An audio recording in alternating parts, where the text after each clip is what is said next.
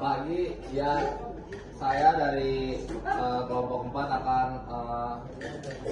mempresentasikan sikap selektif terhadap pengaruh kemajuan iptek di bidang politik, ekonomi, dan sosial. Ini ada anggota-anggota kelompok 4, ada Respati, ada Rafael, ada Askia, ada Reza. Terus ini materi yang bakal kita bawain di kelompok 4 ada politik, ekonomi, sosial, sama budaya. Sikap selektif terhadap kemajuan iptek di bidang politik, mengembangkan demokrasi dalam segala bidang. 2. Mengaktifkan masyarakat sipil dalam arena politik. 3. Mengadakan reformasi lembaga politik agar menjalankan fungsi dan perannya secara baik dan benar. 4. Memperkuat kepercayaan rakyat dengan cara menegakkan pemerintahan yang bersih dan berwibawa. 5. Menegakkan supremasi hukum. 6. Memperkuat posisi Indonesia dalam kancah politik internasional. Terus ada sikap selektif terhadap kemajuan iptek di bidang ekonomi. Nomor 1 itu ada sistem ekonomi yang dikembangkan untuk memperkuat produksi domestik untuk pasar dalam negeri sehingga memperkuat perekonomian rakyat. Dan nomor 2 ada pertanian dijadikan prioritas utama karena mayoritas penduduk Indonesia itu bermata pencaharian sebagai petani. Nah, terus di nomor 3 itu ada industri haruslah menggunakan bahan baku dari dalam negeri sehingga tidak bergantung pada impor yang ada dari luar negeri. Nah, dan nomor 4 itu ada diadakannya perekonomian yang berorientasi pada kesejahteraan rakyat. Artinya segala sesuatu yang menguasai hajat hidup orang banyak haruslah bersifat murah dan terjangkau. Selanjutnya nomor 5, tidak bergantung pada badan-badan multilateral pada IMF, Bank Dunia, dan WTO. Yang keenam adalah mempererat kerjasama dengan sesama negara secara berkembang untuk sama menghadapi kepentingan negara-negara maju. Selanjutnya di sini ada sikap kolektif terhadap kemajuan iptek di bidang sosial. Yang pertama itu adalah memahami dan menerapkan nilai-nilai Pancasila. Pancasila berperan sebagai penyanyi nilai-nilai sosial dan budaya asing akibat kemajuan iptek. Nah, yang kedua itu menerapkan ajaran agama yang baik sehingga kita bisa mengetahui budaya yang sesuai dengan ajaran agama. Dan yang ketiga mempelajari budaya daerah.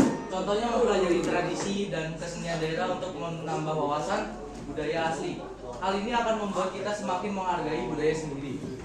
Dan yang terakhir bersosialisasi dengan baik. Bersosialisasi adalah salah satu upaya menumbuhkan sikap selektif pada budaya asing. Dengan bersosialisasi kita bisa mengerti adat istiadat dan norma di dalam masyarakat sehingga kita tidak merasakan interaksi. Ada yang mau ditanyakan Kak dari kelompok 6?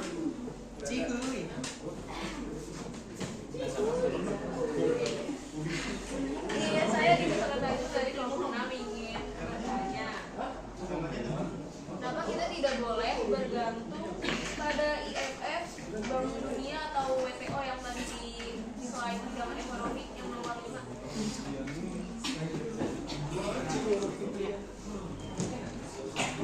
Jadi kenapa kita tuh nggak boleh bergantung pada IMF, Bank Dunia? Itu tuh karena negara-negara yang maju di Asia, contohnya Jepang, itu tuh setelah perang dunia 12% selama 20 tahun. Cina tumbuh 12% selama 25 tahun karena tidak pernah memakai Bank Dunia atau IMF. Jika mengandalkan utang, jadi Cina utangnya tidak ada kecuali domestik. Nah, jadi meski sama-sama terkena krisis ekonomi, saat ini pendapatan per kapita negara-negara di Asia itu sudah jauh lebih baik daripada Indonesia. Bahkan pendapatan Thailand sudah 2 kali lebih besar dari Indonesia. Maka dari itu kenapa kita tidak boleh bergantung pada IMF dan Bank Dunia? Apakah sudah puas? Iya. Puas. Untuk kelompok 7 dan 8 sarannya tolong. Kami dari kelompok 7 ingin menyampaikan saran dan kritiknya buat kelompok 4. Jadi menurut saya untuk PPT-nya sih bagus, cuma tulisannya itu terlalu nggak kelihatan itu warnanya, karena warnanya biru jadi ya terang. Terus juga teksnya terlalu banyak jadi malas agak bacanya gitu loh. Nah terus kalau itu aja sih menurut saya. Nilainya? Nilainya 9,3. 93. Kasih untuk kelompok 8.